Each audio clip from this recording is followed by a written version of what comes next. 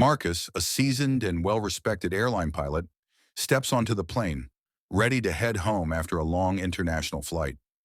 He's tired, but the thought of seeing his family soon brings a smile to his face. As he makes his way down the aisle, he looks forward to settling into his usual first-class seat and getting some much-needed rest. But as he approaches his seat, a flight attendant stops him abruptly. "I'm sorry, sir, but you'll have to sit in economy," she says curtly, her tone leaving no room for discussion. Marcus blinks, confused. He's always flown first class, a perk of his job. "There must be some mistake," he says politely, trying to keep the weariness from his voice. "I'm a pilot with the airline." The attendant looks at him skeptically, her eyes narrowing. "That may be, but your ticket says economy. Please take your seat in the back." Marcus's confusion turns to frustration. He's too tired to argue, but he knows this isn't right.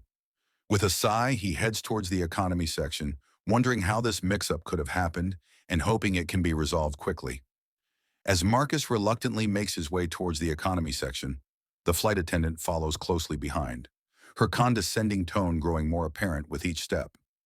"Sir, I must insist that you take your seat in economy," she says firmly, her voice loud enough for nearby passengers to hear. "Your ticket was changed at the last minute. You no longer have a first-class seat." Marcus stops and turns to face her, his patience wearing thin. "I don't understand," he says, trying to keep his voice calm. "I've always flown first class. Can you please check again?" The attendant sighs dramatically, as if Marcus's request is a great inconvenience. "Fine," she says, rolling her eyes. "Wait here." As Marcus stands in the aisle waiting for the attendant to return, he can't help but overhear her muttering under her breath. "This isn't the 1960s anymore," she says snidely, just loud enough for Marcus to hear. The words hit Marcus like a punch to the gut. He knows what she's implying, that he doesn't belong in first class because of the color of his skin. It's a painful reminder of the discrimination he's faced throughout his career, despite his many accomplishments. But Marcus refuses to let her words get to him. He takes a deep breath and stands tall, determined to maintain his composure and dignity in the face of such blatant disrespect. A few minutes later, the lead flight attendant arrives, looking flustered. "I apologize for the confusion, sir," she says, her tone much more respectful than her colleagues. "I've checked your ticket, and you do indeed have a confirmed first-class seat. Please come with me." Marcus follows her back to first class, relieved to finally be able to sit down and relax. But as he settles into his seat, he can't help but overhear a couple of passengers whispering nearby. "I bet he was trying to scam his way into first class," one of them says, loud enough for Marcus to hear. "You know how they are." "Yeah, probably thought he could get away with it because he's black," the other passenger agrees, chuckling. Marcus feels his heart sink. He's worked hard to earn his place in the airline industry, and to hear passengers make such ignorant and hurtful assumptions about him based on his race is a painful reminder of how far society still has to go. But Marcus refuses to let their words define him. He knows who he is and what he's accomplished, and he won't let anyone take that away from him. As the plane takes off, Marcus leans back in his seat and closes his eyes, trying to focus on the joy of seeing his family soon. But the hurt and frustration of the past few minutes still linger, a painful reminder of the challenges he faces every day as a black man in a predominantly white industry. Despite it all, Marcus remains determined to rise above the ignorance and prejudice he encounters. He knows that his hard work and dedication have earned him his place in the cockpit, and he won't let anyone tell him otherwise. As the plane reaches cruising altitude, Marcus takes a deep breath and tries to let go of the anger and hurt he feels. He knows that he has a long fight ahead of him, but he's ready to face it head on, with the same courage and determination that have gotten him this far. As the plane reaches cruising altitude, the captain's voice crackles over the intercom. "Good evening, ladies and gentlemen. This is your captain speaking. Welcome aboard Flight 1452, non-stop service from London to New York. Our flight time today will be approximately 7 hours and 30 minutes.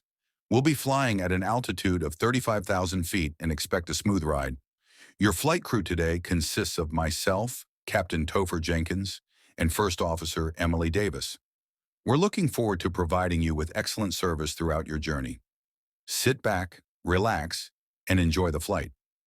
Marcus's ears perk up at the sound of Topher's voice. He and Topher have been close friends and colleagues for years, having flown countless flights together.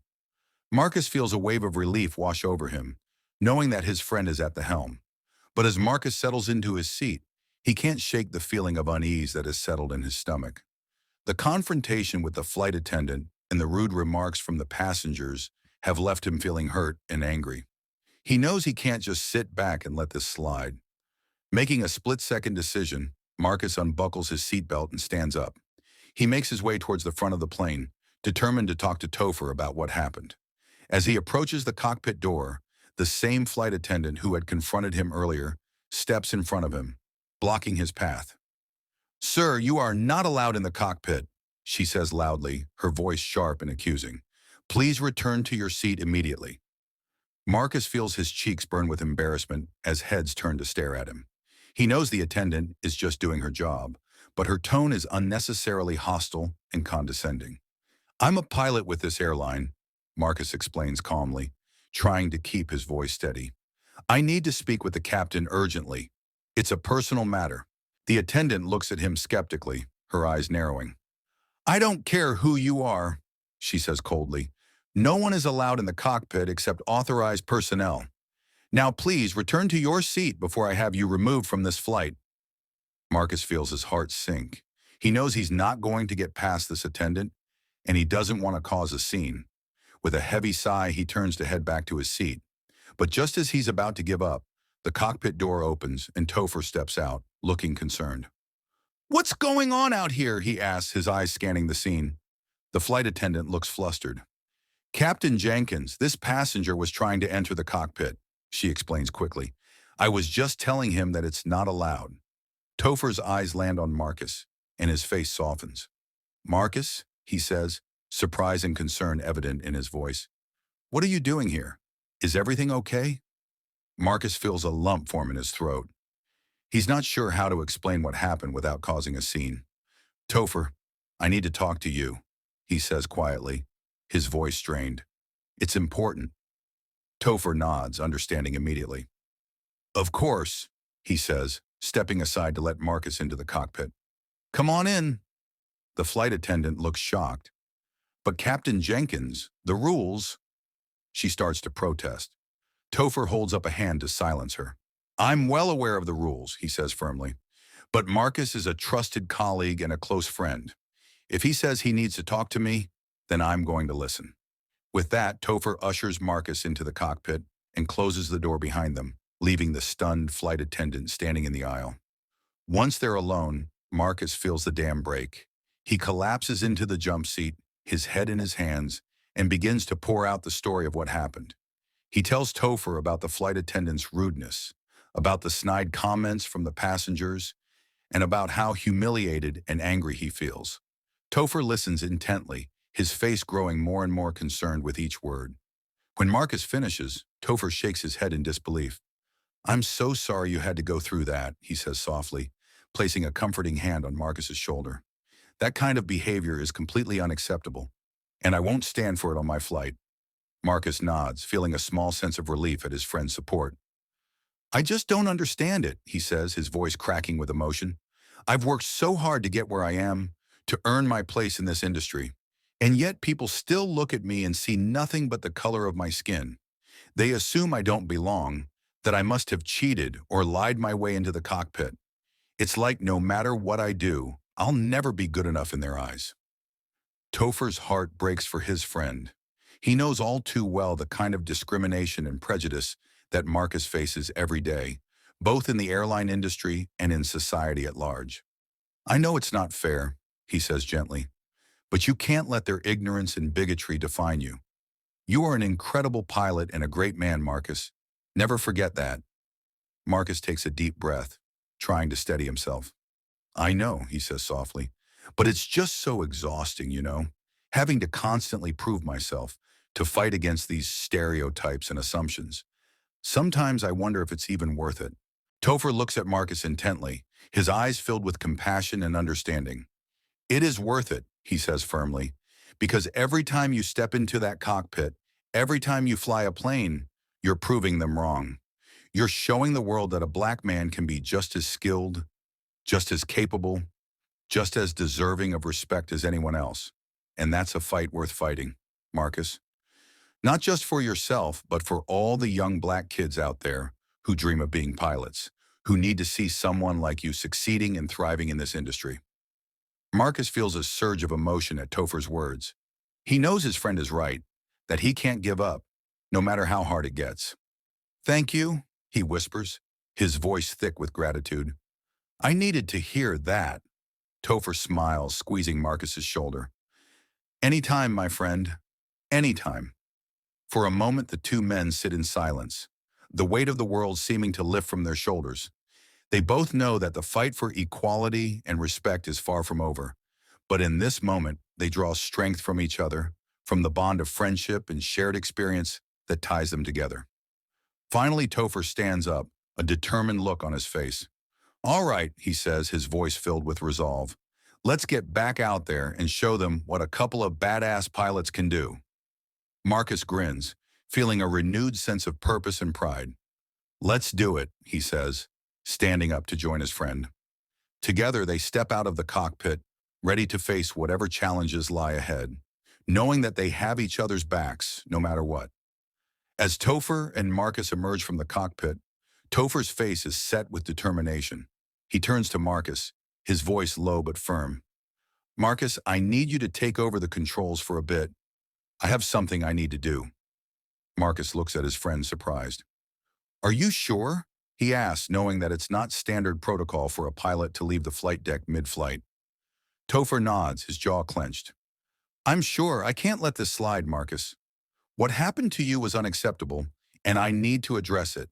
I trust you to keep things running smoothly up here." Marcus feels a swell of gratitude and respect for his friend. He knows that Topher is putting his own reputation on the line by leaving the cockpit, but he also knows that Topher is a man of principle, someone who won't stand for injustice or discrimination. "Okay," Marcus says, nodding. "I've got this. Go do what you need to do." Topher claps Marcus on the shoulder, a silent thank you, and then turns and strides out of the cockpit, leaving Marcus to settle into the captain's seat. As Topher emerges into the first-class cabin, he can feel the eyes of the passengers on him. He knows that they must be wondering what's going on, why the captain has suddenly appeared in the middle of the flight. Topher takes a deep breath, then picks up the intercom. "Ladies and gentlemen," he says, his voice ringing out clear and strong, "this is your captain speaking. I'm sorry to interrupt your flight, but there's something I need to address." The cabin falls silent, the passengers looking at each other in confusion and curiosity. "Earlier when we were boarding, one of our passengers was unfairly denied his first-class seat," Topher continues, his voice filled with conviction. "This passenger was told to sit in economy despite having a valid first-class ticket. And when he tried to explain that he was a pilot with our airline, he was met with rudeness and disrespect." A murmur of surprise and disbelief ripples through the cabin. Topher can see some of the passengers looking uncomfortable, shifting in their seats. The passenger in question is actually one of our airline's most experienced and decorated pilots. Topher goes on, his voice growing stronger with each word. "He has flown countless flights, safely transported thousands of passengers, and earned the respect and admiration of his colleagues. And yet today, he was treated like a second-class citizen, simply because of the color of his skin." The cabin is now deathly silent, the passengers hanging on Topher's every word. "I want to make something very clear," Topher says, his voice ringing with authority. "Discrimination and prejudice have no place on our airline or in our society. We are all equal, regardless of the color of our skin, our gender, our religion, or any other factor. And when one of us is treated unfairly, it diminishes us all." Topher pauses, letting his words sink in. He can see some of the passengers nodding in agreement, while others look ashamed, unable to meet his eyes. "I am deeply sorry that this happened on my flight," Topher says, his voice softening slightly. "And I want to assure you that I will be personally seeing to my colleagues' comfort for the remainder of this journey. He deserves nothing less than our full respect and support. Topher takes a deep breath, his voice growing stern once again. I also want to make it clear that any further mistreatment of this passenger or any other passenger will not be tolerated. We are all here to ensure a safe and comfortable journey for everyone on board. And I expect each and every one of you to do your part in creating an environment of respect and inclusivity. With that, Topher turns and makes his way back to the cockpit, his head held high. As he settles back into his seat, he looks over at Marcus, who is flying the plane with calm assurance. Thank you, Marcus says softly, his eyes fixed on the horizon ahead, for standing up for me and for doing what's right. Topher smiles, feeling a sense of pride and camaraderie. Anytime, my friend, anytime. As Topher returns to the flight deck, he immediately turns to Marcus, his eyes filled with a mixture of anger, frustration, and empathy. Marcus, I am so incredibly sorry for what happened out there. The way you were treated was completely unacceptable, and I want you to know that I will do everything in my power to make sure that this incident is fully investigated and that the appropriate actions are taken. That flight attendant's behavior was not only unprofessional, but also deeply discriminatory, and it will not be tolerated under any circumstances. Marcus takes a deep breath, trying to calm the whirlwind of emotions that are threatening to overwhelm him. He feels a lump forming in his throat as he speaks, his voice thick with emotion. Thank you, Topher. It means more than you know to have your support. I just can't believe that, in this day and age, I still have to deal with this kind of blatant racism and discrimination. I've worked so hard to get where I am, to prove myself as a pilot and a professional, and to have someone question my credentials and my right to be here just because of the color of my skin. It's just so demoralizing and hurtful. Topher nods, his expression one of understanding and empathy. I know, Marcus. It's not fair, and it's not right. We've both faced our share of prejudice and discrimination in this industry, and it never gets easier. But we can't let it break us. We have to keep fighting, keep proving them wrong every single day. And we have to support each other, because we're stronger together than we ever could be alone.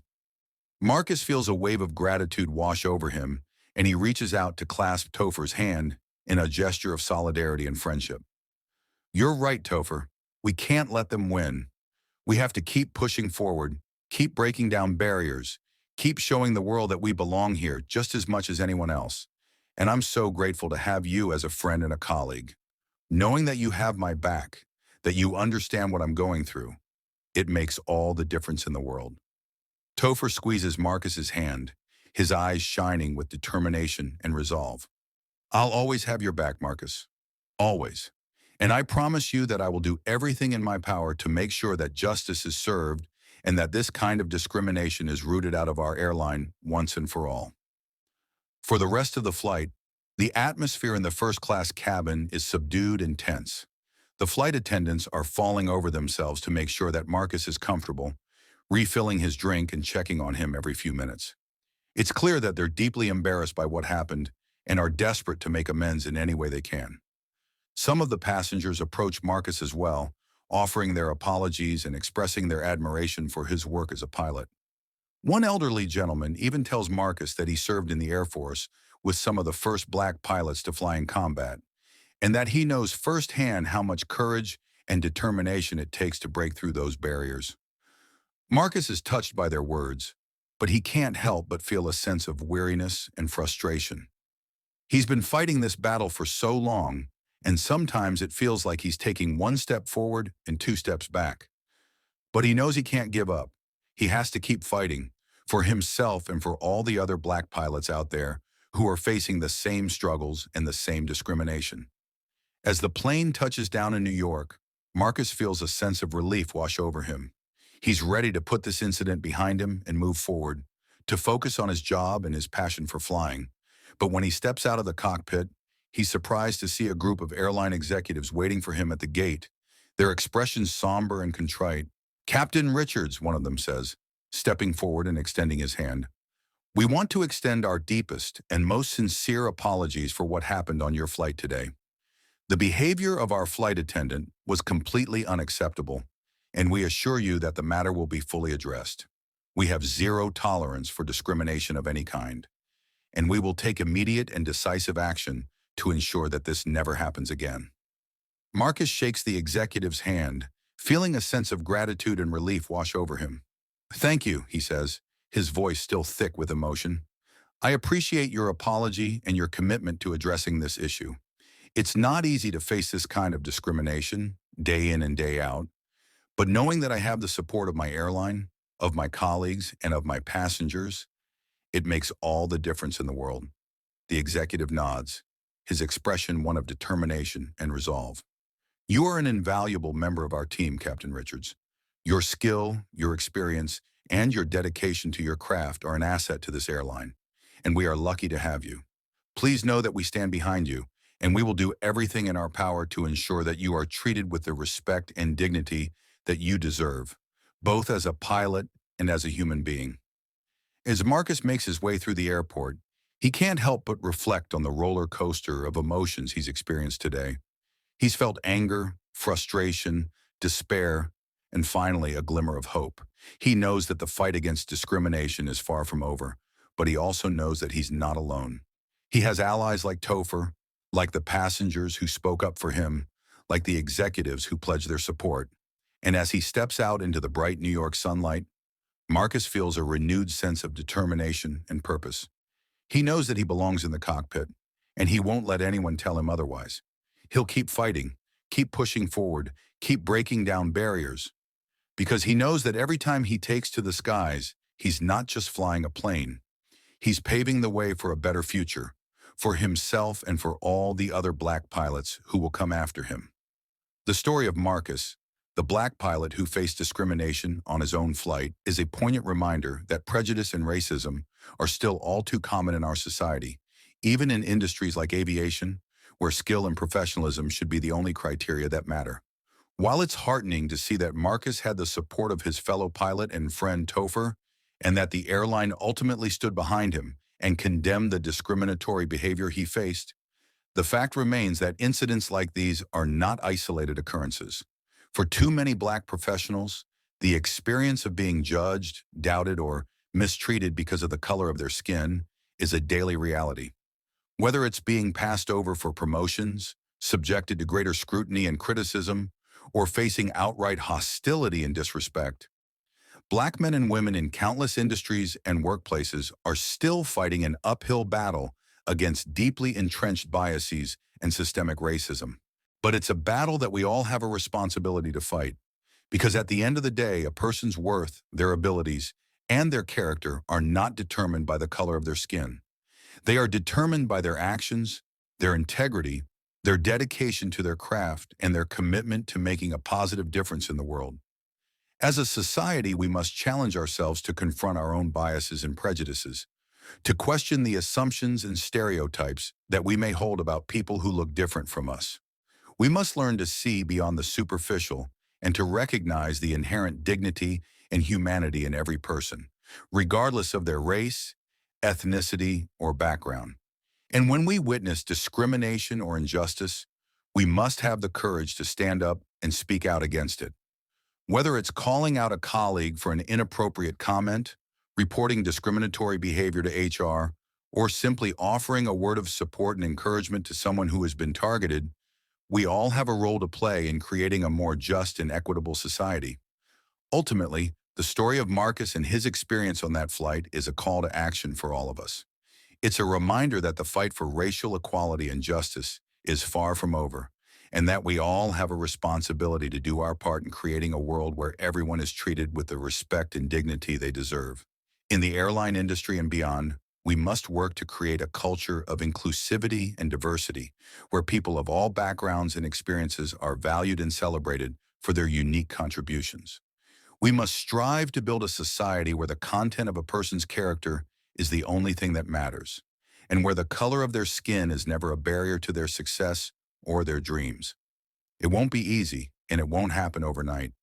But if we all commit ourselves to this vision of a more just and equitable world, if we have the courage to stand up for what is right and to challenge the status quo, then we can make a real and lasting difference.